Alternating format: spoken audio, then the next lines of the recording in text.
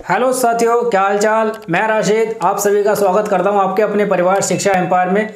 कैसे हैं आप सभी? जल्दी से कमेंट करके बताओ, लाइक शेयर सब्सक्राइब भी करते रहो। उम्मीद है सब बढ़िया होंगे, मस्त होंगे, स्वस्थ होंगे, अपना और अपनों का बहुत सारा ख्याल रख रहे होंगे। तो जैसा कि आप सभी को पता है, CDP यानी साइकोलॉजी क्लास हम शुरू कर चुके हैं। CDP की एक क्लास हमने देख ली है, उसमें क्या बेसिक हमने जानकारी ली है मनोविज्ञान के बारे में। मनोविज्ञान में बाल मनोविज्ञान, शिक्षा मनोविज्ञान हमने पढ़ लिया था। शिक्षा मनोविज्ञान में शिक्षा को अलग और मनोविज्ञान को अलग पढ़ा था, फिर उसको एक जगह जोड़ा था। तो शिक्षा मनोविज्ञान एक चीज और है। शिक्षा मनोविज्ञान का जनक किसे कहा जाता है? तो शिक्षा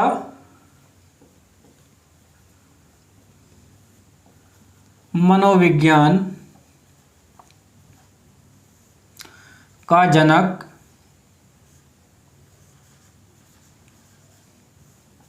कौन है? शिक्षा मनोविज्ञान का जनक थॉर्नडाइक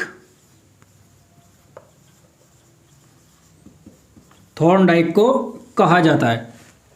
याद रहेगा, याद रखना, ठीक है। अब आगे हम आज की क्लास में हम पढ़ेंगे मनोविज्ञान के अर्थों में परिवर्तन। क्या? मनोविज्ञान के अर्थों में परिवर्तन।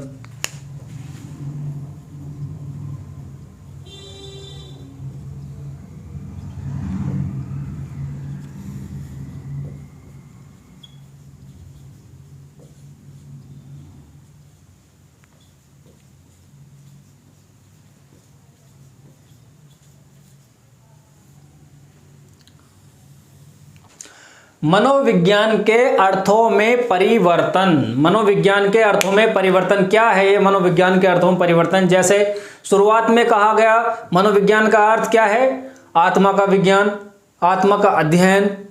दोबारा कहा गया मन का विज्ञान। तीसरी बार कहा गया चेतना या चेतन अनुभूतियों का विज्ञान। फिर कहा गया मनोविज्ञान, फिर कहा गया मनोविज्ञान का अर्थ व्यवहार का विज्ञान है। तो क्यों कहा जा रहा था, कैसे कहा जा रहा था? कि कोई भी ऐसा आके तो कह नहीं सकता। कुछ विचार रखे जाते हैं, कुछ निर्णय लिए जाते हैं, अपने जो जिन विचारों को ज़्यादा मान्यता मिलती है उन्हीं के अनुसार उस नाम को रख दिया जाता है, उस अर्थ को रख दिया जाता है। तो पहले तो ये मनोविज्ञान के बारे में जान लो कि मनोविज्ञान प्राचीन समय में एक दर्शन शास्त्र का ही भाग हुआ करता था, अलग सब्जेक्ट ये नहीं हुआ करता था। तो कह सकते हैं कि प्राचीन समय में इससे भी पहले कि लगभग सभी सब्जेक्ट दर्शन शास्त्र के ही भाग हुआ करते थे। कोई भी सब्जेक्ट अपना अलग वजूद नहीं रखता था। दर्शन शास्त्र में इसलिए हुआ करते थे कि उस समय जानकारियां इतनी नहीं होती थी लोगों को। वो जैसे जैसे विचार किसी भी एक टॉपिक पर, किसी भी एक बिंदु पर अपने अपने विचार रखते थे और लोग उस विचारों को मानने लगते थे। जैसे जिस विचारधारा को ज़्यादा वरीयता दी जाती थी और लोग ज़्यादा मानते थे, तो उसको लगातार मानते रहते थे। जब उस विचारधारा के विरोधी सामने खड़े होकर आते थे तो वह विचारधारा बदल ली जाती थी। उस समय सभी सब्जेक्ट दर्शन शास्त्र में आया करते थे। जैसे कि आपने देखा होगा अरस्तु हैं, अरस्तु जो उसमें बायोलॉजी में भी हैं, ठीक है, और केमिस्ट्री में भी हैं, हिंदी में भी हैं, इतिहास में भी हैं, लगभग सभी में हैं।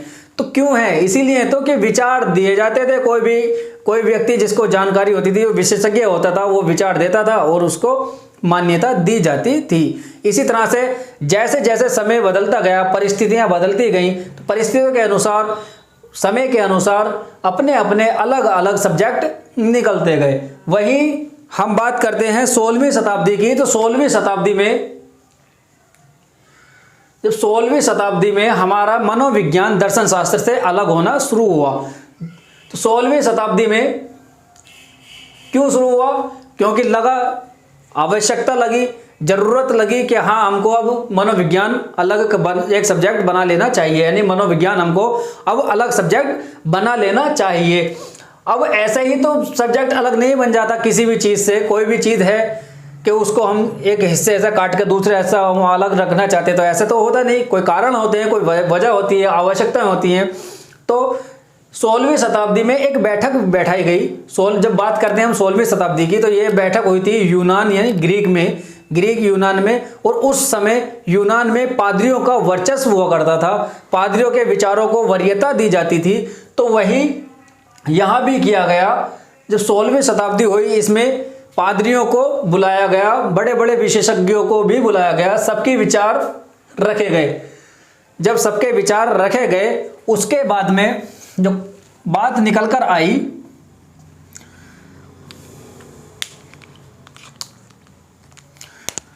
पहली जो बैठक हुई थी 16वीं शताब्दी में, 16वीं शताब्दी में, तो अर्थ निकल कर आया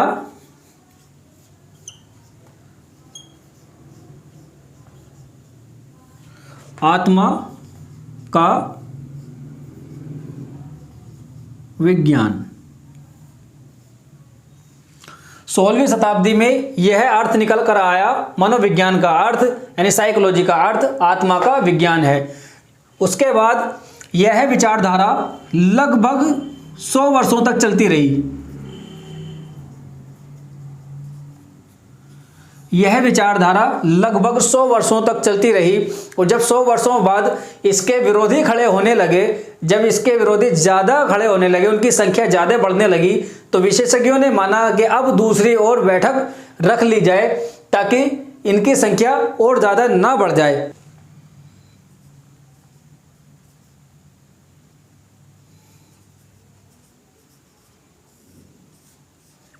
16वीं शताब्दी में जो बात निकल कर आई थी आत्मा का विज्ञान, इसके समर्थक, इसके कौन कौन समर्थक थे? तो इसमें मुख्य नाम आता है प्लेटो का, अरस्तु, डकार्टे इत्यादि। ठीक है, प्लेटो, अरस्तु, डकार्टे इत्यादि। यह जब इसके 100 वर्ष होने के बाद एक 17वीं शताब्दी में दूसरी विचारधारा सामने आती है।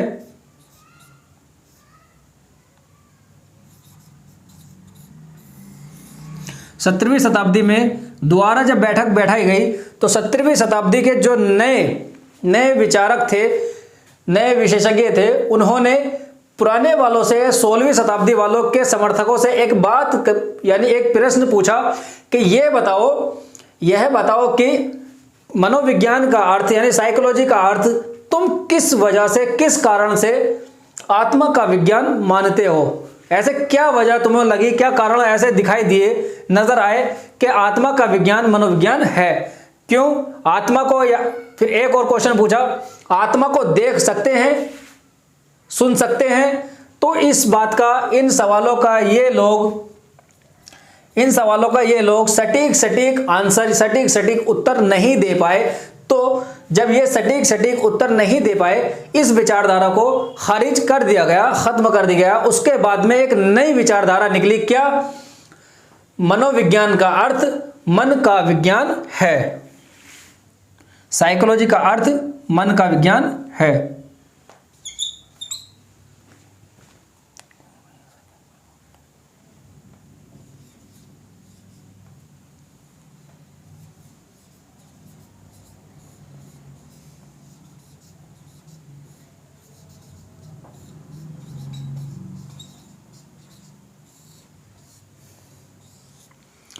मन का विज्ञान 17वीं शताब्दी में।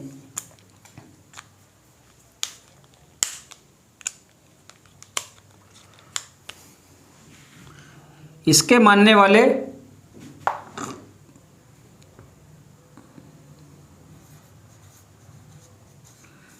इटली का पोम्पनोजी,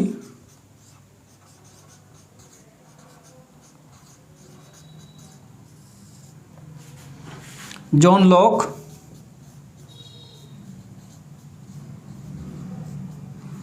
बर्कली।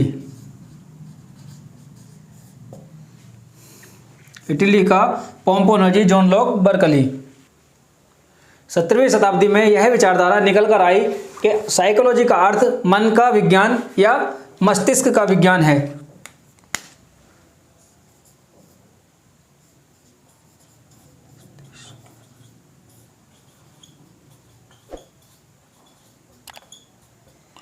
मन का विज्ञान या मस्तिष्क का विज्ञान है। तो जब यह विचारधारा निकलकर आई 17वीं शताब्दी थी और 17वीं शताब्दी में ही भारत में मनोविज्ञान का प्रादुर्भाव शुरू हुआ और उसी समय यह विचारधारा निकलकर आई थी मन का विज्ञान। तो इसी वजह से, इसी कारण हिंदी में जो शाब्दिक अर्थ अभी माना जाता है वह यही माना जाता है, मन का विज्ञान।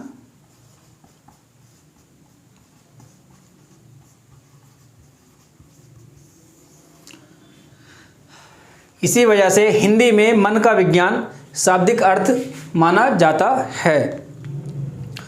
तो आगे हम देखते हैं, यह विचारधारा लगभग 200 वर्षों तक चली। यह विचारधारा लगभग 200 वर्षों तक चली और फिर 19वीं शताब्दी में एक तीसरी बैठक हुई। 200 वर्षों के बाद इसके भी विरोधी सामने आने लगे। तीसरी जो बैठक हुई 19वीं शताब्दी में हुई। 19वीं शताब्दी में जो तीसरी बैठक हुई उसमें अर्थ निकलकर आया चेतना या चेतन अनुभूति का विज्ञान। चेतना या चेतन अनुभूति का विज्ञान, यह तीसरी विचारधारा निकल कर आई।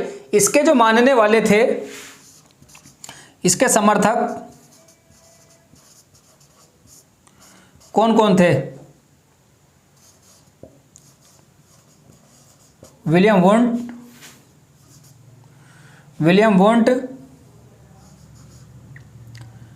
William James,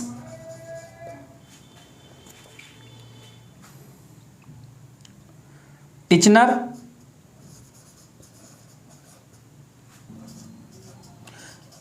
James Sully. William Wundt, William James, Titchener, James Sully. और जब यह विचारधारा को मान लिया गया कि साइकोलॉजी का अर्थ चेतना या चेतन अनुभूतियों का विज्ञान है, तो इससे प्रभावित होकर, इससे उत्साहित होकर विलियम वुंट ने, इस विचारधारा से प्रभावित होकर विलियम वुंट ने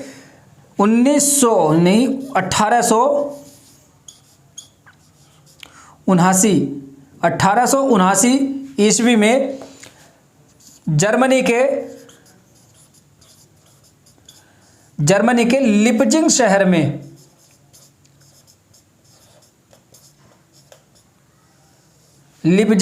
में मनोविज्ञान की प्रथम प्रयोगशाला खोली। किसने? विलियम वुंट ने इस विचारधारा से उत्साहित होकर 1879 ईस्वी में जर्मनी के लिपजिंग शहर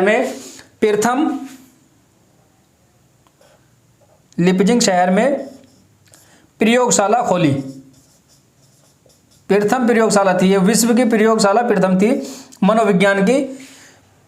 इस विचारधारा, चेतना या चेतन अनुभूतियों की विचारधारा से उत्साहित होकर विलियम वुंट ने 1879 ईस्वी में जर्मनी के लिपजिंग शहर में मनोविज्ञान की प्रथम प्रयोगशाला खोली और अनुभूतियों का, जो चेतन अनुभूतियां हैं, उन चेतन अनुभूतियों का प्रयोग करना प्रारंभ किया, जिस कारण से इन्हें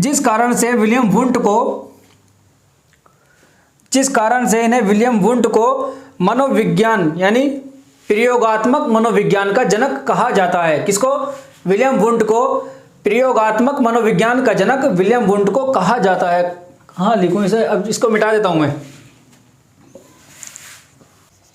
विलियम वुंट को प्रयोगात्मक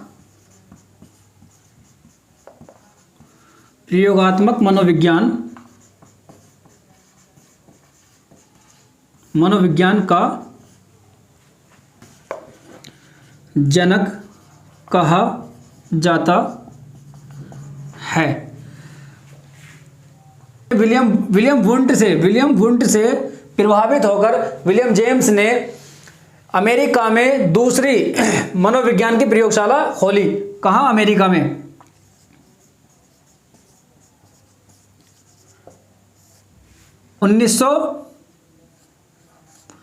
1990 में। और कहाँ? अमेरिका के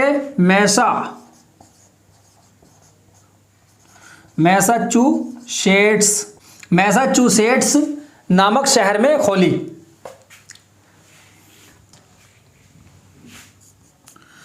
भारत में पहली प्रयोगशाला कहाँ खोली गई? कलकत्ता में। कब? 1916 ईस्वी में। प्रदेश में पहली कहाँ खोली गई? इलाहाबाद में 1954 ईस्वी में।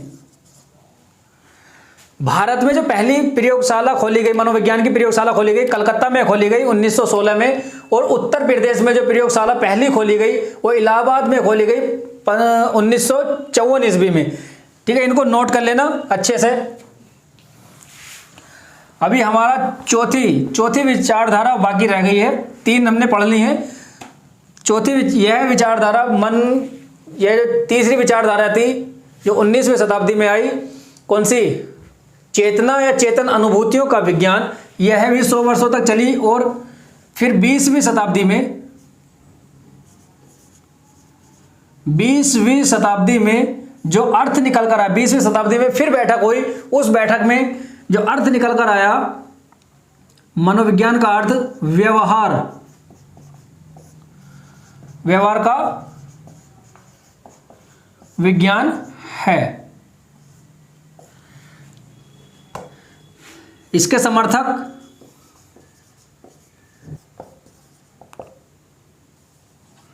स्किनर, हल, इसका नाम क्लार्क जे हल। ठीक है, वाटसन, वुडवर्थ, पेवलोव, थॉर्नडाइक, स्किनर, हल, ये इसके समर्थक थे। और जब यह विचारधारा मान ली गई, उसके बाद में एक व्यक्ति खड़ा होता है, वुडवर्थ खड़ा होता है और कहता है, सर्वप्रथम मनोविज्ञान अपनी आत्मा को छोड़ा, फिर मन मस्तिष्क का त्याग किया, फिर चेतना या चेतन अनुभूतियों को खो दिया, और अब मनोविज्ञान अपने व्यवहार को अपने ढंग में समाये हुए है। यह किसका कहना था? यह था वुडवर्थ का। यह स्टेटमेंट, ये पूरा स्टेटमेंट पूछ लिया जाता है। कि किसका स्टेटमेंट है। इसके बाद फिर वाटसन खड़ा होता है। वाटसन खड़ा होकर कहता है कि तुम मुझे एक बालक दे दो और मैं उसको वो बना दूंगा जो मैं उसको बनाना चाहूं। क्या बनाना चाहूं भाई? क्या बनाना? डॉक्टर बनाना चाहूं, डॉक्टर बना दूंगा। चोर बनाना चाहूं, चोर बना दूंगा। पुलिस बनाना चाहूं, पुलिस बना दूंगा। क्यों? क्योंकि मनोविज्ञान का अर्थ क्या है? व्यवहार का विज्ञान। जैसा उसमें मैं व्यवहार डालूंगा वह वही बनेगा। तो अभी तक जो हमारी विचारधारा वर्तमान में चल रही है, यही चल रही है। वर्तमान में भी हमारी जो विचारधारा चल रही है, यानी वर्तमान में मनोविज्ञान का, साइकोलॉजी का जो अर्थ माना जाता है वह यही माना जाता है, व्यवहार का विज्ञान। तो आज हम यहीं तक छोड़ते हैं और तब तक के लिए पढ़ाई करते रहो, क्या मेहनत करते रहो और कोशिश करते रहो। कोशिश कभी नहीं छोड़नी चाहिए। एक बार असफल हो गए तो ये नहीं कि अब नहीं होगा, बार बार करो। जैसे कि कहीं आप जाते हो तो तुम्हें ये नो मिलता है, यानी रिजेक्ट होने के बाद में नो मिलता है, तो इसका बहुत से लोग नो समझते हैं। ज्यादातर लोग इसका मतलब नहीं समझते हैं कि नहीं मतलब नहीं, अब नहीं, कभी नहीं। ठीक है, लेकिन कुछ लोग इसका असल मतलब जानते हैं। जैसे सचिन तेंदुलकर को एमआरएफ पेस एकेडमी ने रिजेक्ट करके नो दिया था, लेकिन उनको पता था, उनको नो का असल मतलब पता था। और वैसे ही स्टीवन स्पीलबर्ग को 3 बार यूनिवर्सिटी ऑफ साउदर्न कैलिफोर्निया से रिजेक्शन मिला, नो मिला। उनको भी पता था नो का अर्थ। और जेके रोलिंस को भी कई पब्लिशर्स ने रिजेक्ट किया था उनके हैरी पॉटर के लिए, और उन सभी को पता था नो का मतलब, इन सभी को पता था नेक्स्ट अपॉर्चुनिटी।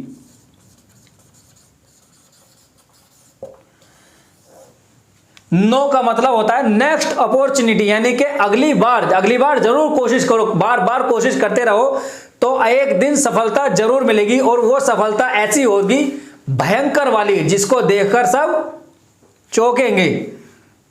ठीक है। जिंदगी जीने का मजा तो तब है, जिंदगी जीने का मजा तो तब है कि तुम किसी को फोन लगाओ और फोन उठाते ही उधर से आवाज आए, मैं आपसे बात नहीं करना चाहता या चाहती। यह सुन के आप कहो ओके, स्थायी रूप से गुड बाय। क्या? स्थायी रूप से गुड बाय, नंबर ब्लॉक, खत्म।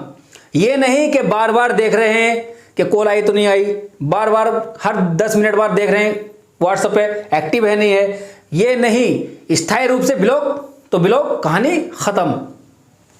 तो ठीक है, तब तक के लिए हंसते रहो, मुस्कुराते रहो, मेहनत करते रहो, पढ़ाई करते रहो, अपना और अपनों का बहुत सारा ख्याल रखो। धन्यवाद, जय हिंद।